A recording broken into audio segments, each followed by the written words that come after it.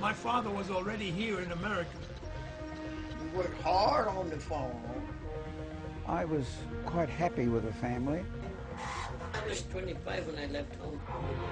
Desegregation days in the 1960s.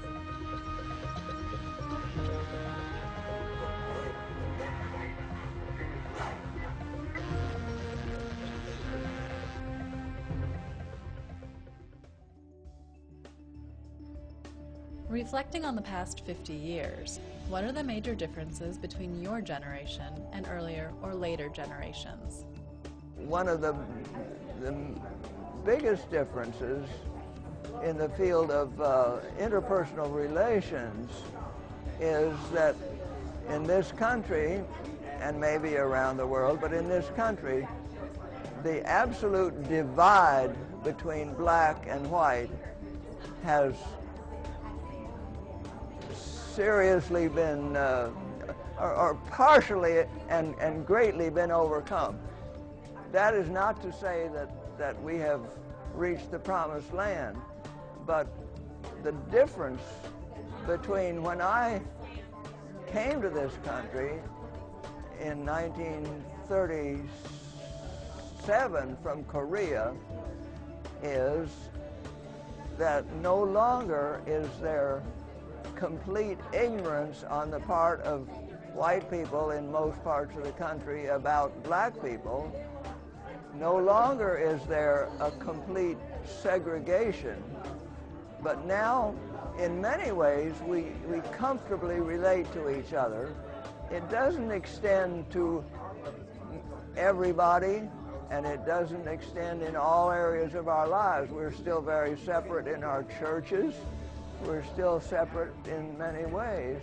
My parents were more in the phase of believing that if you were to educate yourself, to become educated, work hard, be honest, serve and have trust and believe in God, that the struggles of African Americans during that time will work themselves out over a period of time. So it was up to you to equip yourself by getting educated. It was, trust and believe, have strong faith, stay close to family, and things will work itself out. Whereas when I was young, when I was a little, I'm sorry? I was a little young rascal, yeah. It was more like, no, the time is now. We demand what we won't change now. We're not going to wait until you accept us because we're educated, or accept it when God decides to do it. We want it now, and we demand it now. So I saw people more empowered. My parents grew up in India, and they came here when they went to university, and they said that even back then, when the civil rights, the whole bang was still going on, that it was still really hard for them, because my dad wears a turban, and we're not Muslim, we're Indian, and we're Sikhs, and people still thought he was a terrorist or whatever. Even today, when we go to airports, it's like a big deal. We still get like those looks, from everybody like, oh, he's wearing a turban, he's Muslim. I think that we have come a long way, but I think that we should put more emphasis on, people that are not black, people who are different races.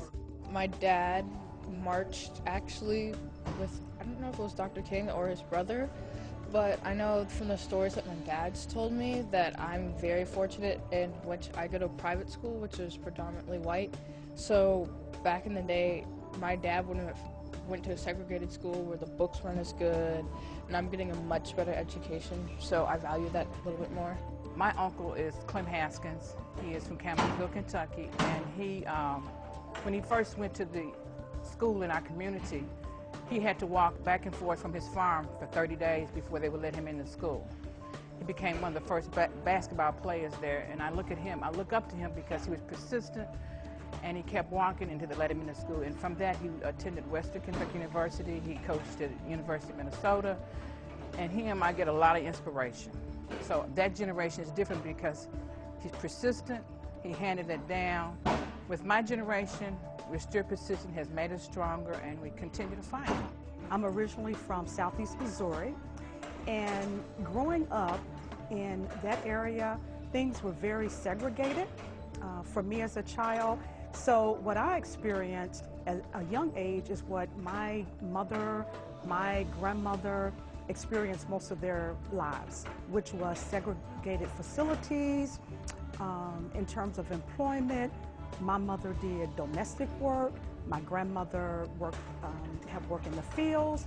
And so I certainly see as an advancement from that generation the opportunity to get more education, because their lifestyle and way of life was such that they had to walk long distances to go to school. They weren't able to go to school like I had the opportunity to. So now I really see a difference in that my generation was able to get more education and advanced in employment. The older generation has certain ways of doing things, and they've been doing them for a long time now. And the younger generation, we've come up in a different time, and there's the things that they do, we do, but in a different way. And so it kind of gets some lost in translation when we're trying to work together about some things. But it just takes dialogue on both parts. If you approach whatever you do out of love, I feel like good things are going to benefit from it. You plant that seed of love and it'll grow. So, whatever work that we do together, whatever purpose or objective that we're after, if we seek it in love and communicate with each other out of love and work with each other out of love, then all the little things that come with working each other, working with people and communicating with people, the little things that we don't like to deal with, it'll be easier to, because we come together off of love first, and then now we're moving into what we're trying to change. Immediately, I would think of opportunities in education. My parents are very big on academic success. They have always been that way, have always had very high expectations of us. And I think they're amazed by all the opportunities that my generation has. They were pro me going abroad and studying abroad and getting the opportunity to learn about other cultures and to be in classrooms with representation from different countries and different places, and having the opportunity to have friends that literally live across the world because of education. And I think that's changed quite a bit. When they were going to school, they were still one of the few minorities on their campuses in their program, and I still have those experiences, but I'm not the only person on that campus having that experience. So I think that has changed. And as far as our culture, generation, I think my generation has a different sense of community. I don't know if that's a good thing or a bad thing, but I was telling someone else, we were brought up to be the best. It's expectation for us to drive ourselves individually. There's no limits to what we can do, and I think even though that's great to empower our children and to make them feel important that they can do anything, I think we also have slacked in encouraging them to use those talents for everyone else and from the community they come from, and to uplift other people and to bring others with them. And I feel like that's something I wish my generation had something to go on. You think about the civil rights movement, how everyone felt invigorated and empowered by being a part of something, and I feel like my generation, our opportunities for something that great have been far and in between, or have been more related to wars and different kinds of change. Honestly, I was raised to be prejudiced against black people. Many of my friends are black. I don't base my friendships on that, and one time at work I was told, or actually my friend was told, you shouldn't hang around her, she's white. He was black. And I said, no one else picks my friends, and I don't pick my friends on race. I said, we're going to ignore what you were told.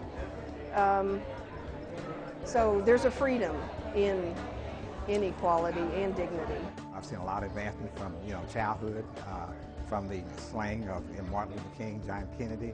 I was a part of that, and as a young child, to see my parents, the look on their faces, their worries, what we're going to do as a nation, and to see where we evolved to now.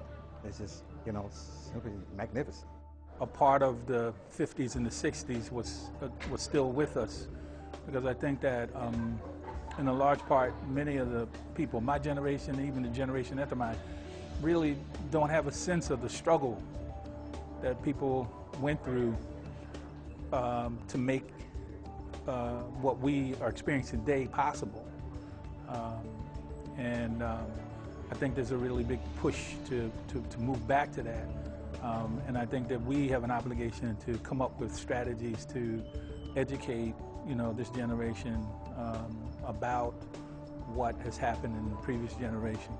There are vast differences between the generations. My parents were trailblazers. My mother was a registered nurse. She was the first African-American nurse hired at Jewish Hospital. She was also the first African-American nurse hired by Brown & Williamson Tobacco Company when they had a factory here. My dad was a school teacher, and he also worked at the Postal Service, and he was the first EEO counselor at the post office. So they kind of built a legacy for me to follow, but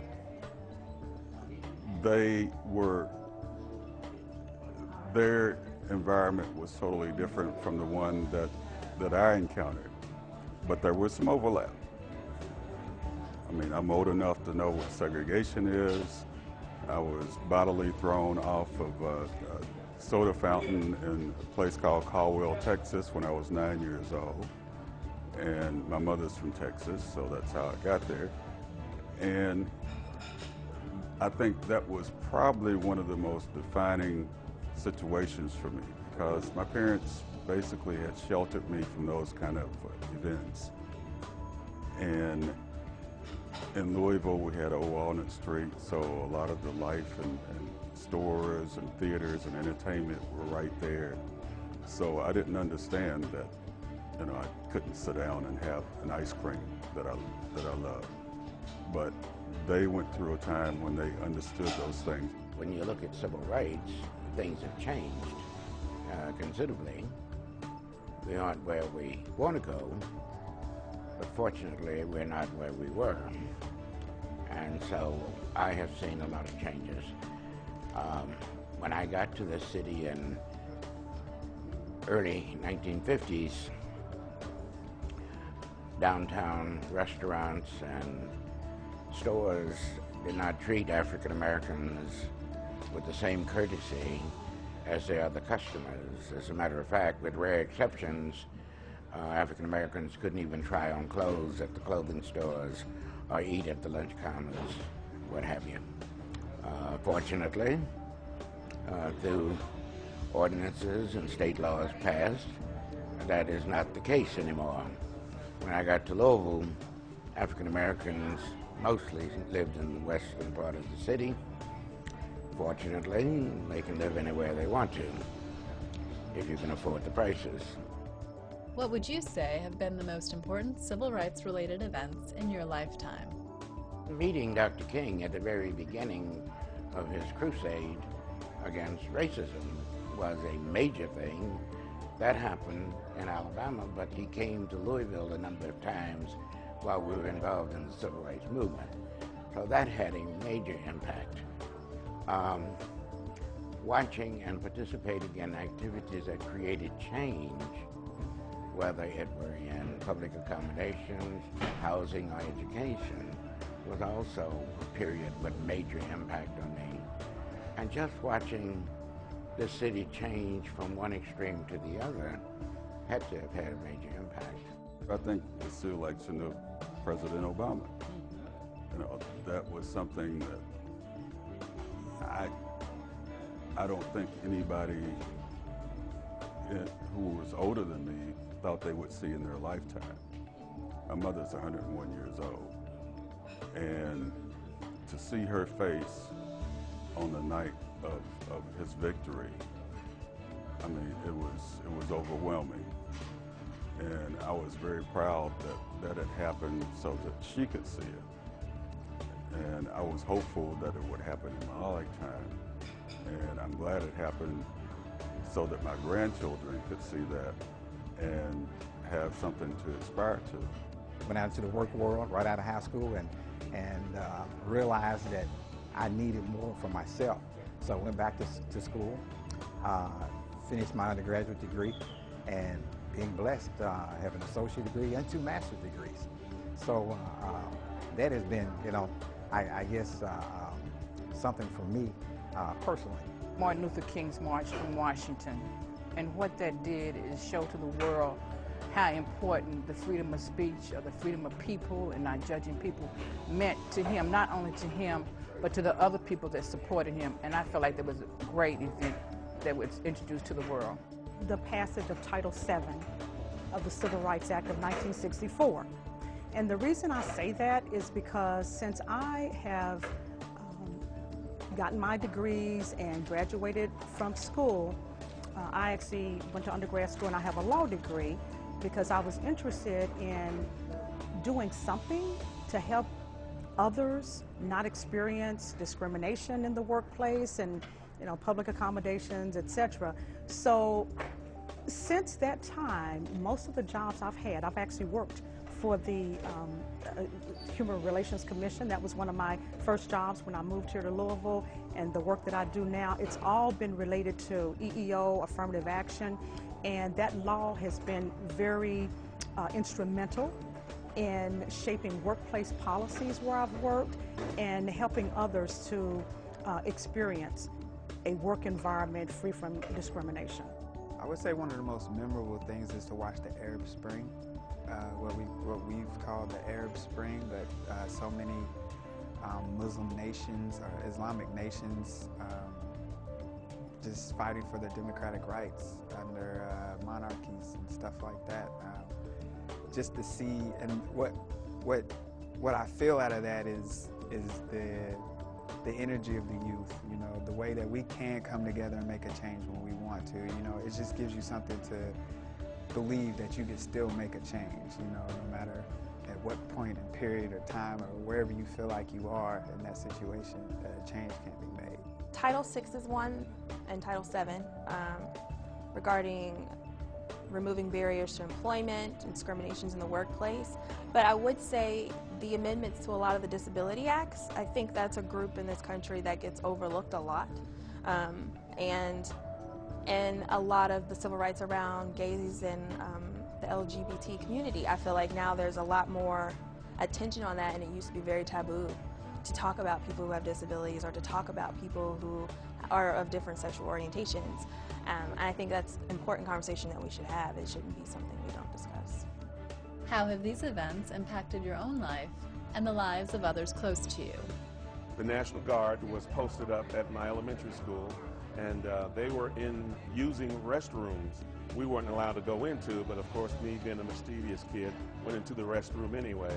And there I came face to face with a uniformed white man in full Army gear, face to face. And I was traumatized. I'm sitting there looking at this guy, and you know, and this white gentleman who I can remember his face even now, just took off his hat, his Army hat, and kneeled down and reached in his pocket and gave me candy and patted me on the head and said, "Now get on out of here. You know you don't belong in here."